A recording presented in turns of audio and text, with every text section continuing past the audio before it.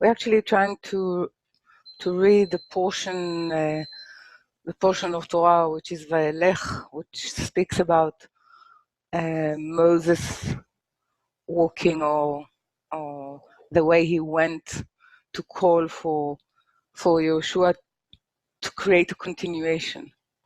So it seems that we're in a very particular time of calling. Something is calling, and we are sort of preparing, sort of more finding our way through something.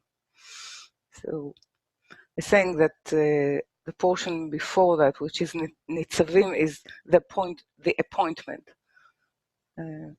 You are ready, or you declare yourself that you're ready to take on the appointment of your spirit. Okay? And it has to do as well with every Nitzavim, or standing in front, is to do with giving Torah. So actually Torah was given twice. Once in a very, one can say, dramatic, all resounding status of revelation, which was when all of them stood at the foot of Mount Sinai. And it was what they could hear as a deep silence from which the voice or the utterance was heard in them. And then there is the transgression of the golden calf, and there is a reordering, and then Moses is going up the mountain second time, and he's coming down with the second Torah, one can say the second tablets, and the second giving of Torah, by the calculation of time, is Yom Kippurim. So Yom Kippurim is the true Matan Torah. In terms of, one should ask oneself that there is an appearance and an outward expression of the first giving of Torah, and there is a deep, one can say, it's almost in a way it has a sense of concealment, the second giving of Torah.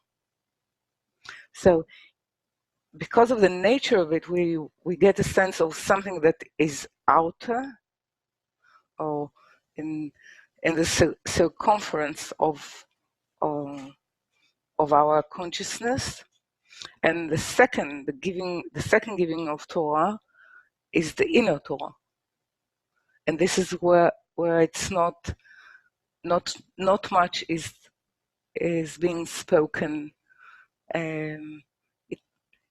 It has no ceremony around it. It seems as though those who were prepared could keep it, could be with it. So actually the way that this portion of Torah presents itself to us, and being this year in between Rosh Hashanah and Yom Kippurim, it speaks about, since Yom Kippurim is the 10th day of the month Tishrei, it is obvious that it speaks about Malchut. And we have to understand what it means that it speaks about Malchut. Okay, so I would like to tie a few things. So I'm going to walk a certain journey try to follow me. I know it's not all the time so easy, but try to follow, and then I'll open it up, and we'll see. So actually we're trying to, it's not we're trying, it's at this particular year, which is 5,780, is very much to do with the way the spirit has its 10 sfirot in its expression in the 7, meaning in Malchut as a 7, at the 7th Sphira, which means that all the upper three, Keter, Chokhmah and Bina, is in her. Because Malchut is the only place that Chokhmah can reveal itself. So if we're thinking about Torah as a revelation of wisdom, we have to see that Yom Kippurim, the 10th day, is about a revelation of Torah.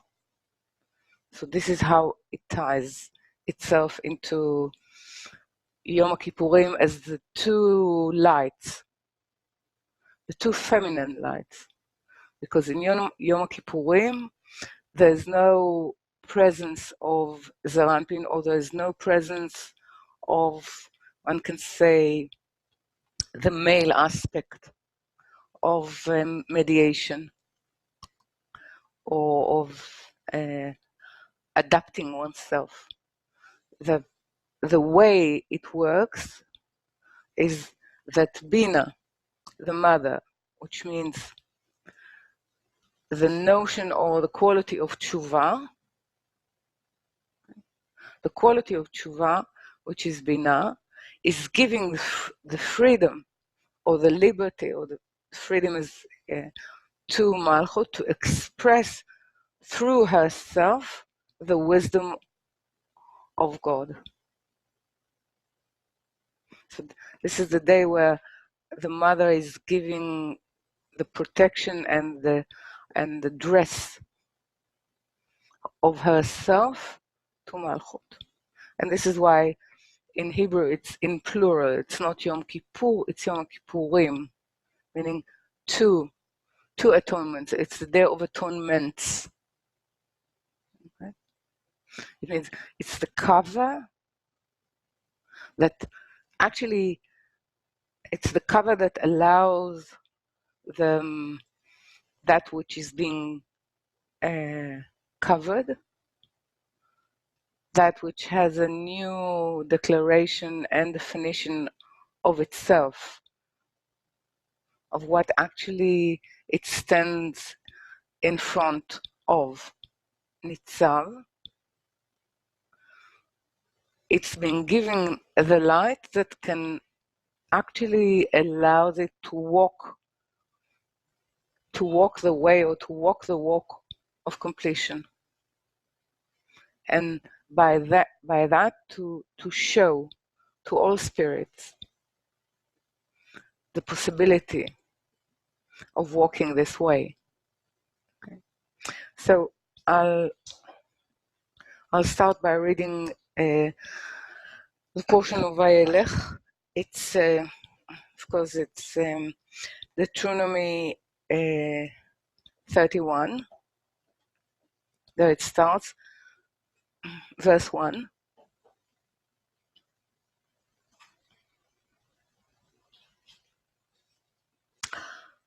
And Moses went and spoke these words unto all Israel.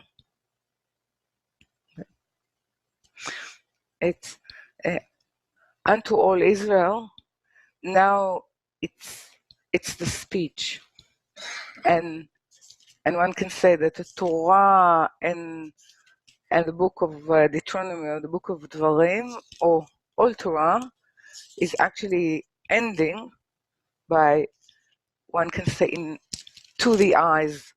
So here, when we are walking, we are able to hear, so we will be able to see. Yeah?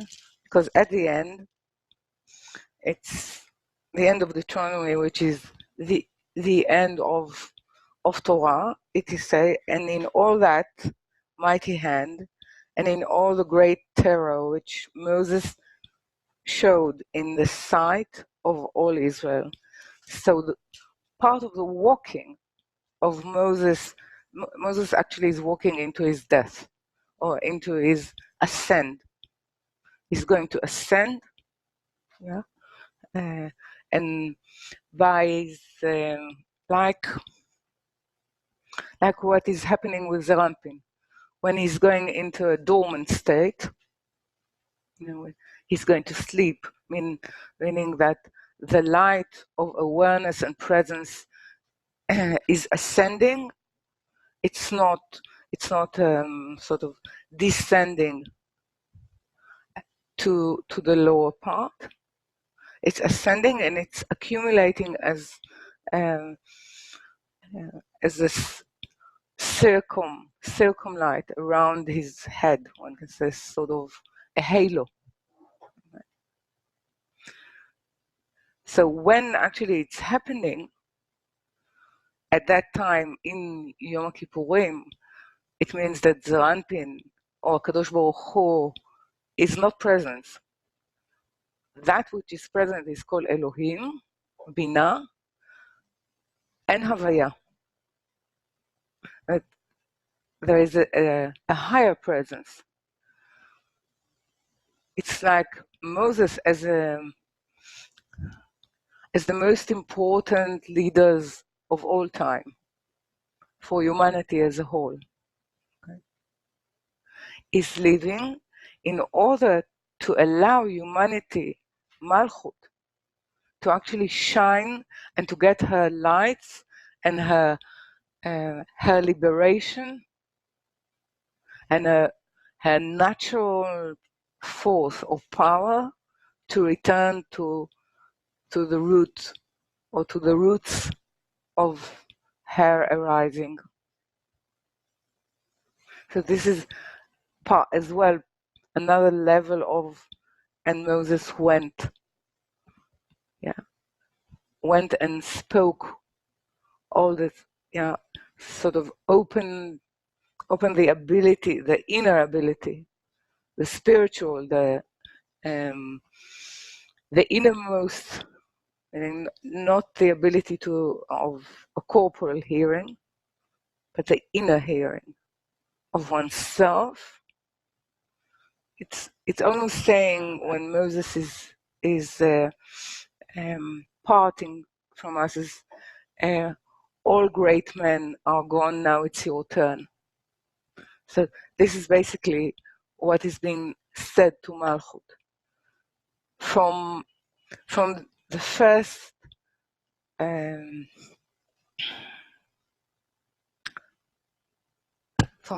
first heartbeat of creation,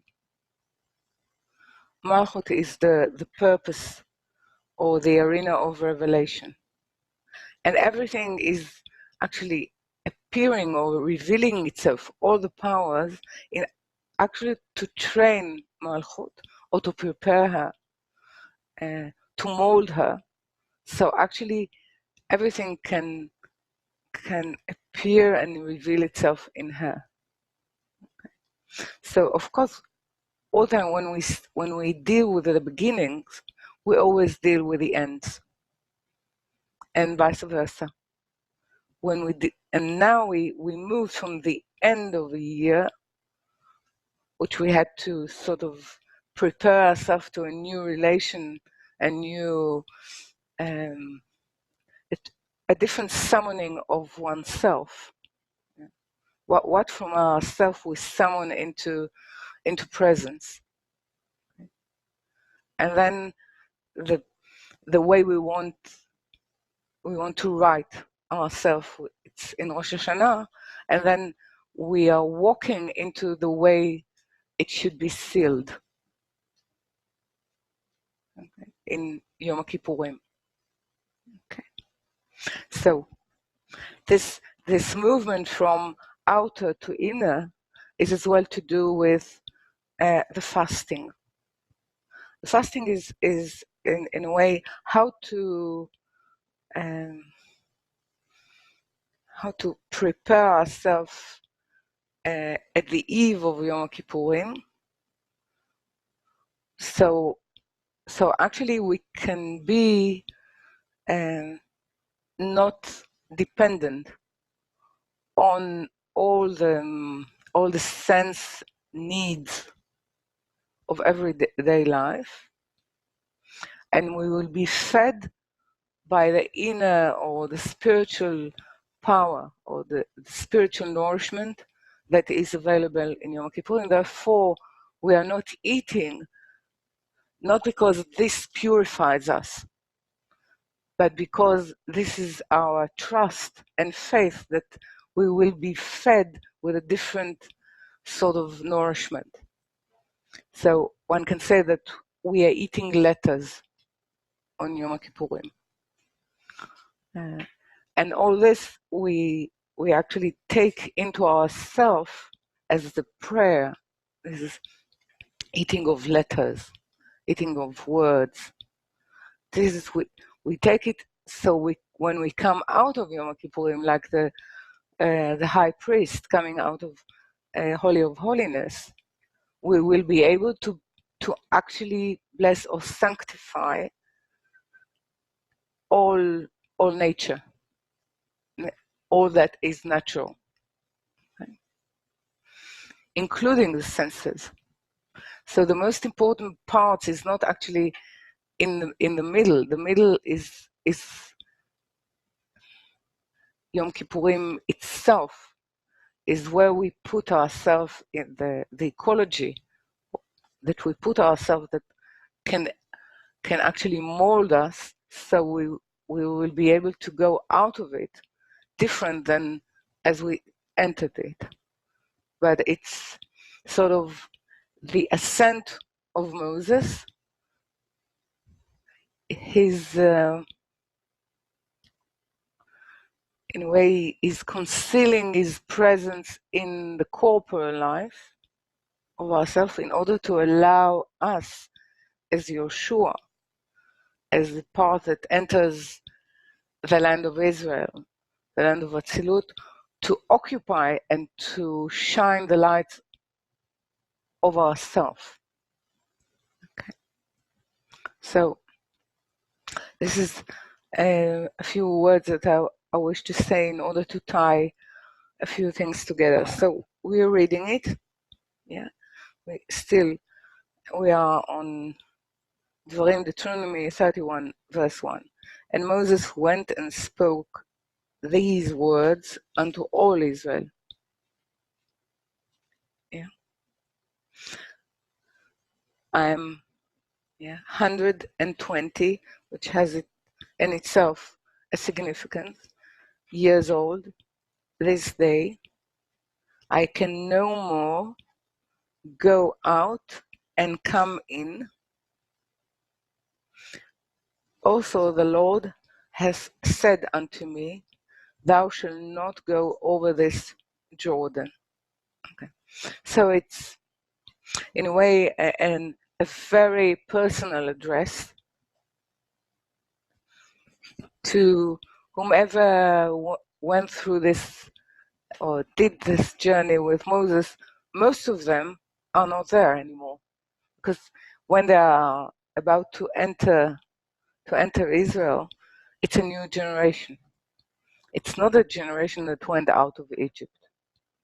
This generation mostly actually ascended, or its light went back to the source of its arising. So Moses actually speaks to maybe 2 or 3 people that are part or were partners to the journey, but to the new generation that actually holds maybe a memory that they were told of the way. So this new generation is invited, one can say, to a very intimate,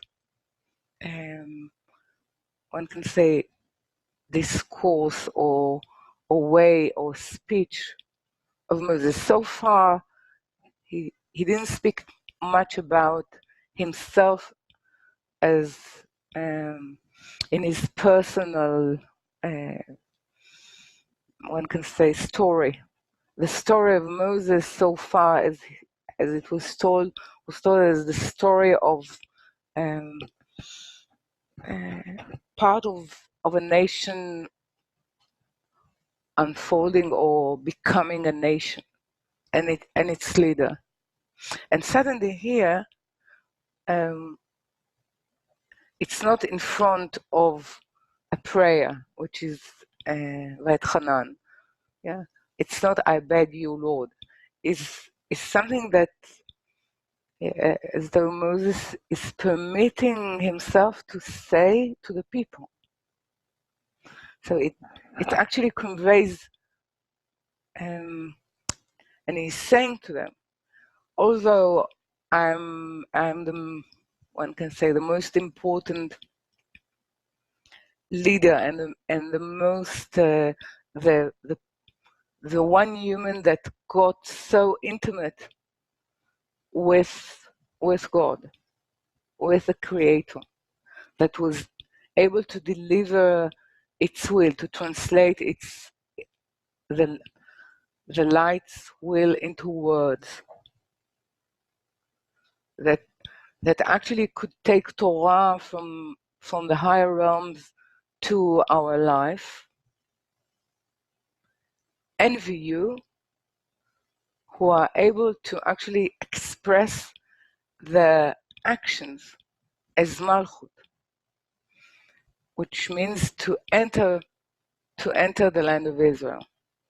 So it seems that every one of us is envying the intimacy of Moses, but basically Moses is saying that the importance of being able, each one, to elevate oneself and to be in the making of,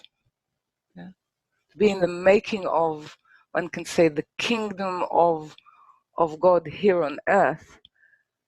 This is what Moses wished for himself, and we hold for him. He's holding the intimacy with the higher, but we hold the intimacy of revelation of the will of the higher. Okay, in reality, in history. So, in a way, Yom Kippurim is an inner preparation.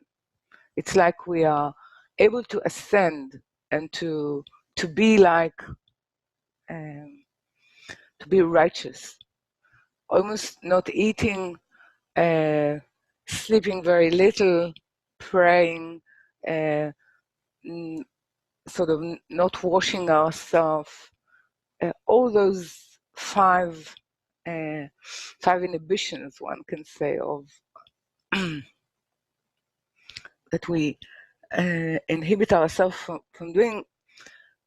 It's an equation to be of being an angel.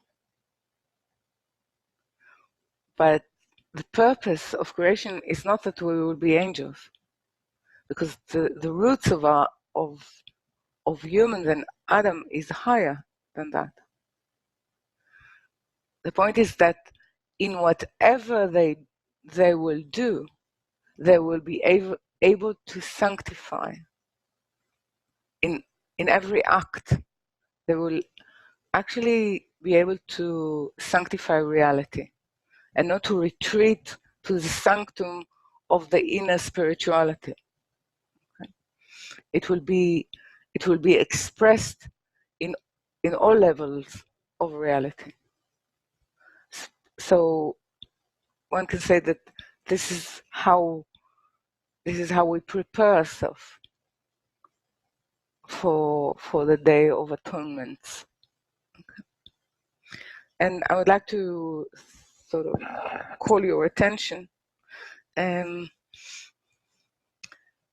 it seems like it's a misunderstood verse in here, and it's one can find it in 31 and okay. 31 will start in 17, 31:17. Okay.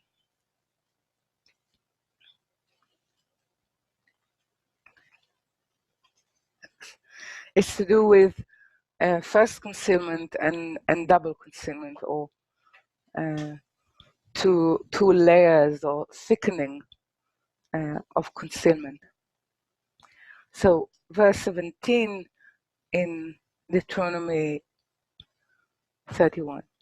Then my anger shall be kindled against them in that day, and I will forsake them, and I will hide my face from them, and they shall be devoured, and many evils and troubles shall befall them, so that they will say in that day, are not these evils come upon us because our God is not amongst us? But, and I will surely hide my face in that day for all the evils which they shall have wrought, in that they are turned under gods. So first I would like to retranslate part of 17. Actually, they're saying, when we see, okay, let's make it as an internal Torah and not an external Torah. Internal Torah, part of it means that we actually read it as ourself. Not only reading it in terms of it's a description of what happened. Because if we look at the state of the world, we can say that we actually brought upon ourselves every evil that we can see. Every conceivable evil we've been developing, growing, nourishing, pampering to its, one can say, to its full extent. To what is its full extent? Its full extent is the limit of a whole full-fledged destruction of all life. But when we actually look at it and we see it, we can say two things. It seems what he is saying, what the writing is saying here, is that we turn into ourselves at this day, meaning today, and we're saying it's because we lived a life that was devoid of God, of the presence of, or the consciousness of the Creator and God in it. But the deeper reading of it is not that we're saying that we did not think, or we did not consider, or we did not believe. It's saying something in a way much worse, that we forgot that there is God, that God is part of us, that our self-definition is partly is godly, one can say. That we neglected, because we neglected the self-definition of ourselves. This is what happened. It's not that God is complaining, why you have forsaken me. He's saying to us, because you have forsaken yourself, the sacred part of yourself, this is what came to you. And if it was hiding the face because every evil and or upheaval that is happening, okay, is in itself a hiding of the face. But forgetting the godly part in ourselves is double forgetfulness, one can say, because we are not even aware what can actually reform it, or who we are. And if we forget who we are, we are unable to think even of tikkun, or to think of reformation. So he's saying, as a prophecy, that people will meet reality in that way, meaning us.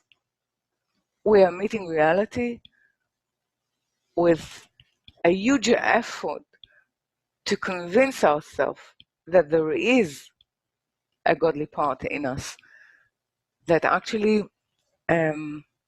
makes us responsible for the world, for ourselves, and for others. And this is the purpose of Yom Kippurim, of actually reminding us that this should be the inner dialogue in ourselves.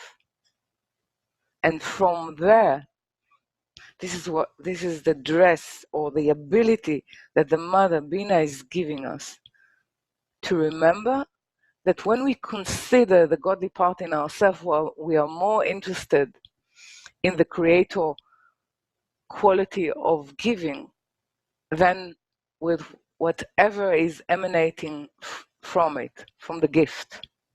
Okay? And this is the part of, or one can say, this is the power of liberation. And this is the power of tshuva. Tshuva, as I said, it's the natural attraction, or the natural walking or movement, as in this portion, the natural movement back to its source, to its roots.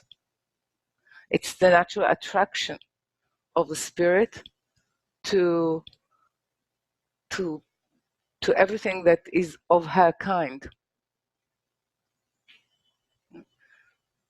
She has a natural kinship. And tshuva is as well the power to return. But the power to return has to have this identity of the godly part. Okay? Or one can say the godly space in us.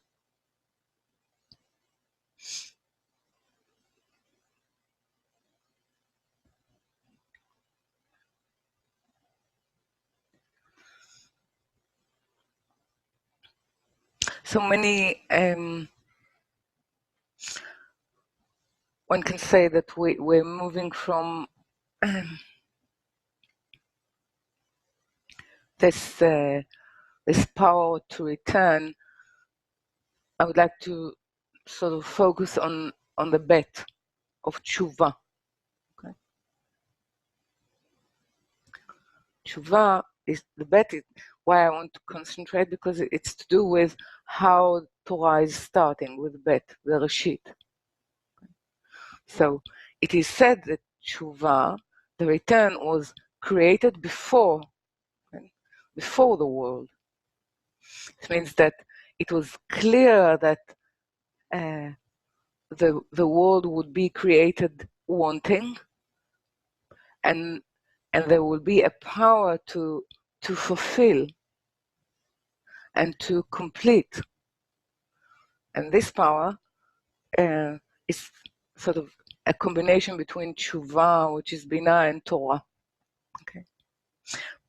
So what the bet will represent, it will represent b'chol drachecha da'ehu, meaning know God in all your ways. Not in his ways, in your ways. In his ways, it's not in what we can actually take away from Torah and Mitzvot, which is his way. Otherwise, it should be written, know thy God in his way. But it is asking us to know God in our way. In our way, in our reality. In all aspects of our consciousness. From the corporal to the spiritual. And from the spiritual to the corporal. In everything that we are able to do. In everything that we are able to feel and to think. All of those need to be recruited to knowing, and knowing in the biblical sense is copulation. Like, and Adam knew Chava. Meaning to actually know, it's intimately know, it's becoming one, or actually becoming a third vector. Okay. It's coming together face to face, because we can see that walking, the way we walk, is actually, we're walking in search of the face. What is search of the face? If I will hide, what we see is the hind side, or the backside of creation, or the backside of creator. The backside of creator is meaning what he created. It's darkness. To create darkness is to create the wanting for the light. The vessel for the light is darkness. It's not the opposite of light. It's the vessel for it. So whenever we see the insight of reality of ourself, of the other, of our study of Torah, it's a very clear call to walk towards the face, towards the revelation of the intention that created this darkness. So this is the deep walk, yeah, that has been actually preparing us to listen to the song of Azinu, but actually preparing us for Yom Kippurim. Okay. So we also know that Yom Kippurim is to do with valor, meaning gvura. But in each sphera, there is 3 lines. So we started with, one can say, valor of valor, which is the left side of this sphera, which is Rosh Hashanah, and now we're moving into the right side of valor, which is chesed of valor, loving kindness, one can say, or grace. The difference between, one can say, kindness or grace,